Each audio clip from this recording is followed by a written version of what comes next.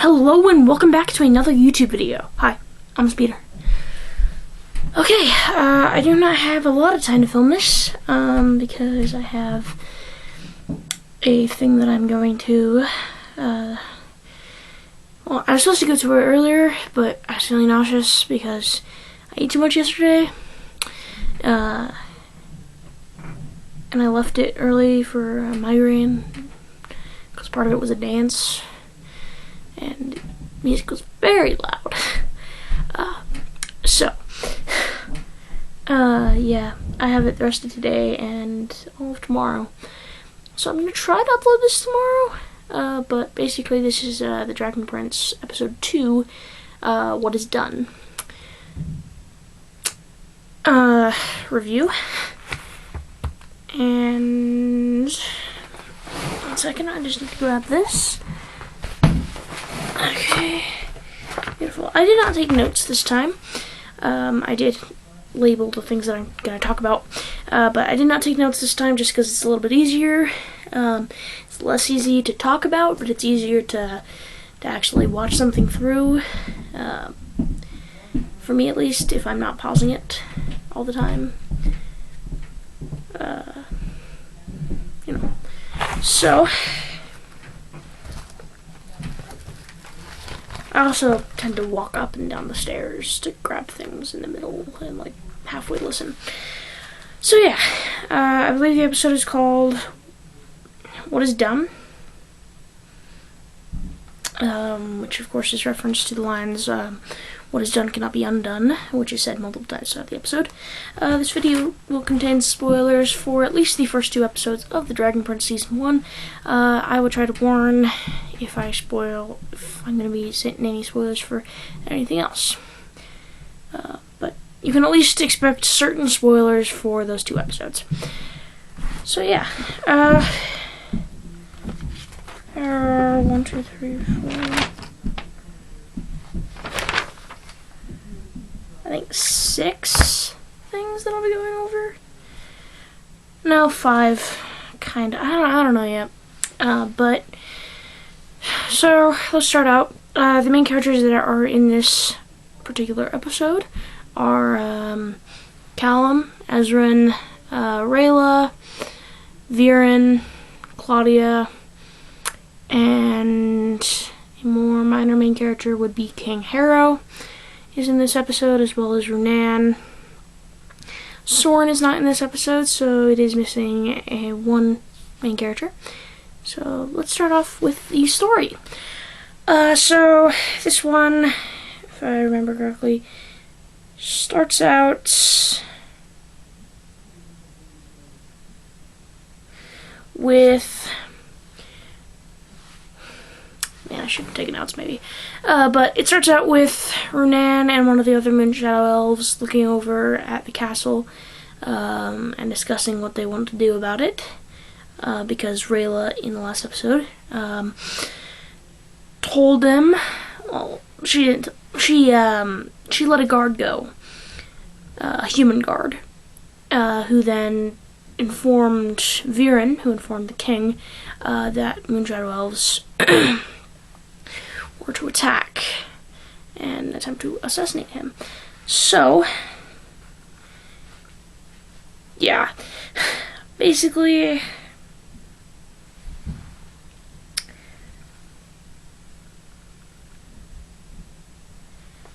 Rayla gets a talking to from Runan, and Runan is having her get off the mission,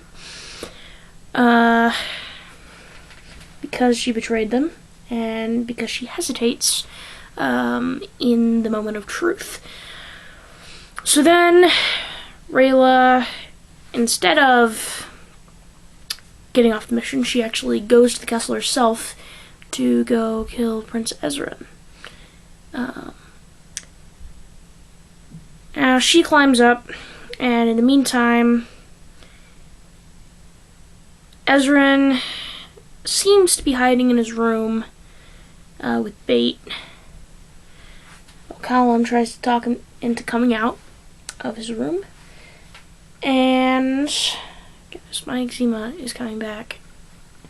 It has been years since I have had an eczema attack. And then this month. Oh dear, looks like I'm getting some.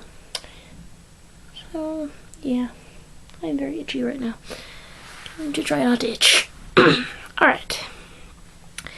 So, basically, at this point as well, Viren is talking to Harrow, and trying to convince him to use dark magic in order to save his life. And Harrow, obviously, at this point has some interesting thoughts on dark magic. He doesn't...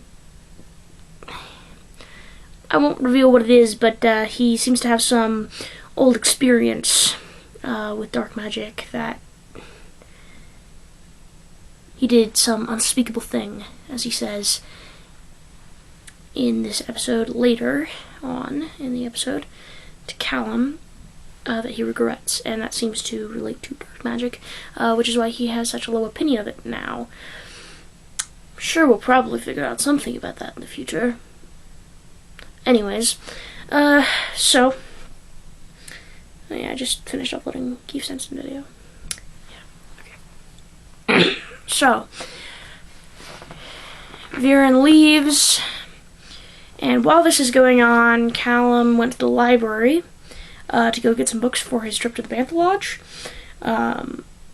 and he meets Claudia there, who scares him by using an Aspero spell, using a Primal Stone, which is something that contains a primal storm inside of it, and allows humans to use sky magic. So...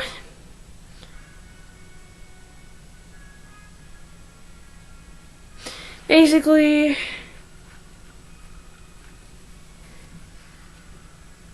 what is that noise? Yeah, so then Callum says something, which then gives Claudia an idea. She runs off, and then she goes and talks to her dad about it. And then Callum realizes that Ezran is missing. But then King Harrow calls him, and they have a little heart-to-heart. Harrow gives Callum a letter that he's supposed to open and he says he'll know the time when he needs to open it. Then Callum leaves, and he is walking through the halls when Rayla, who has now successfully gotten into the castle, sees him and begins to chase him, trying to find out where Prince Ezran is, right? So, while they're doing that, Viren is going to Harrow and telling him of this plan that he has from Claudia, and that is this thing called a soul serpent, but this one is a special soul serpent that you find soul serpents in the Midnight Desert in Xadia. And this particular specimen is very rare, and it is a two-headed soul serpent. So that means it can hold two souls at once. And Viren says that he could use dark magic to switch the souls into two different bodies using this special soul serpent. And he's like, well, any soldier would gladly give their lives for this. Harrow is like, I don't want to do this. I would rather die a king than live as a coward, I believe is what he says. And then when Viren brings up the fact that any soldier would gladly give their lives to him and that this would save many lives, Harrow brings out this card and he's like, would you give your life for me willingly, Viren? And he hesitates. Like, he does not want to. In this moment, he hesitates. He's like, would I really? And honestly, I don't know if he would. He might. He might. But who knows? Anyways. So, Harrow rejects the offer, tells Viren to get out. And in the meantime, Callum and Rayla are still in chase. You have a little reference to the previous episode where Callum tried to swipe the leg of Soren in sword practice, but failed, and in this episode he references that, which to be a popular reference. You swept the leg because she actually sweeps the leg of 2 soldiers, sending them flying. He's like, hey, I was right. So they go into Viren's study, I believe is what it is, where it's revealed that she is going after Ezran. And Callum says that he is Ezran. Obviously, he isn't, but he is a prince, but he's not Ezran. So he says that he is Ezran. He's like, take my life, Ezran's. Because he is willing, seemingly, to sacrifice himself for his stepbrother, his half-brother. But then Ezran calls through a painting in the wall that he found something, and he opens up the door from this painting door, this hidden room, this hidden hallway kind of thing, and sees what's going on, uses bait as a distraction because he can do this weird glow thingy that blinds people temporarily. And Callum and Ezran rush down through the tunnels. They go into the secret room where Rayla follows them. And it is revealed at the very end of the episode, I'm sorry if I missed something here, but it is revealed at the very end of the episode that the egg of the Dragon Prince was not destroyed, and that it is sitting in a room down through this secret hallway behind a painting in Viren's study. So that's the story for this episode. That's kind of a summary of everything that happened. Overall, I think this is a pretty good episode. It's not super eventful except for the very end. It's kind of just like, it's kind of prep for episodes in the future, like assassins are coming, how can we fix this, stuff like that. Now there is a big reveal at the end, obviously, with the egg not having been destroyed, but it's a good cliffhanger.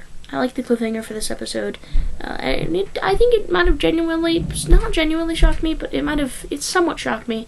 But then when I thought about it, the first time I watched it, which was last year, year before that, I don't even know. But I was like, once I thought about it, I was like, well, this kind of makes sense because the show is called The Dragon Prince, so it would make sense that the egg is alive. The egg is alive, but you know what I mean. But the Dragon Prince was not killed. The egg is still intact. It has not been destroyed. So, yeah. There's a little bit of character development in this episode. You see Viren's want to help Harrow, but also his hesitation to actually sacrifice himself for Harrow, and then you kind of see how he thinks of Harrow as a brother, and then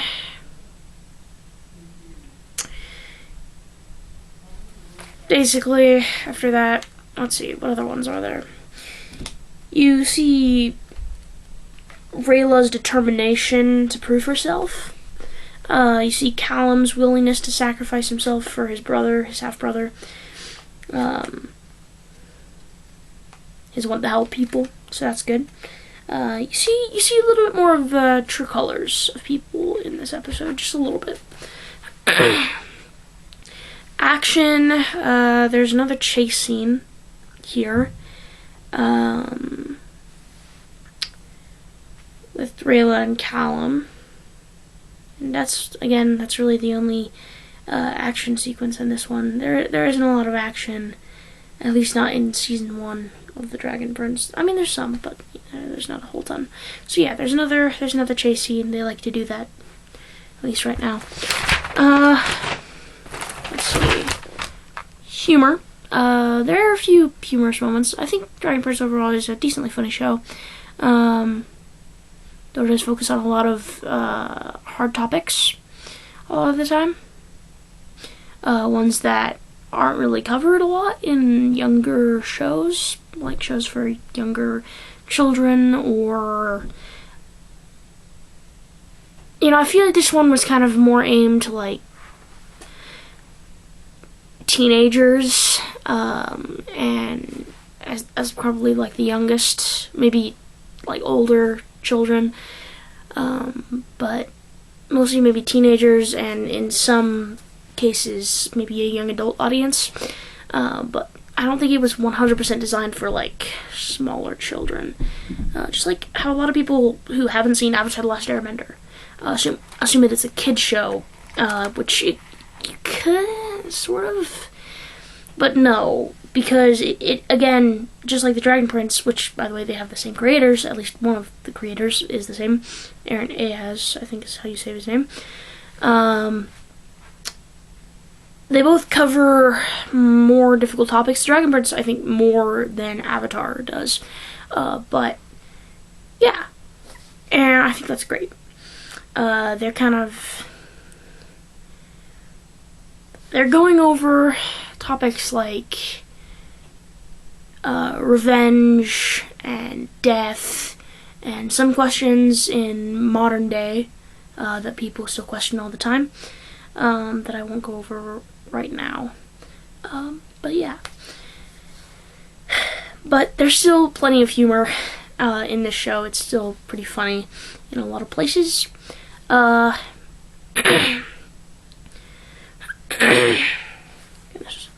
Itch. Good. Okay. Alright. Let's not itch here. Alright. My legs have the worst eczema ever. I need to take some fish oil. Okay. Fish oil really helps eczema, at least for me. So, I'll take fish oil after this video. Luckily I don't have to take fish oil pills anymore. I can just take, like, liquefied fish oil. Like a teaspoon of it. Half a teaspoon, I don't remember exactly. I'll have to ask my mom. Anyways, so yeah, there are a few humorous moments. I couldn't name them all in this one. You have Callum's awkwardness, of course. That's a common theme. And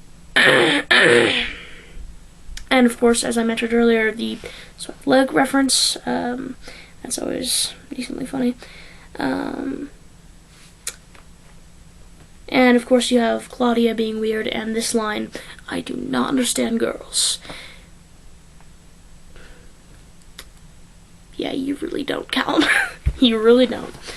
Anyways, the animation in this episode, in season 1 in general, could use some work. Sometimes it's a little bit choppy, but that's not entirely surprising. But later on in like season 2 and 3, it gets so much better. But yeah, in this episode, it was a lot more prominent with the choppiness a lot of the time. So, yeah. Animation is pretty good. But it is always, season 1 is a little bit more choppy in animation, which is fine. It doesn't really bother me that much. Just, that's one of the only real downsides of season 1 is the fact that the animation could use a little bit more work. But they fixed that in season 2 and season 3, which I really like. I really enjoy the show. It's one of my favorite shows. So, yeah, that is my take on season 1, episode 2 of The Dragon Prince, What Is Done. I believe that is the name. If it is not, I am so sorry. I'll see you guys next time. Bye.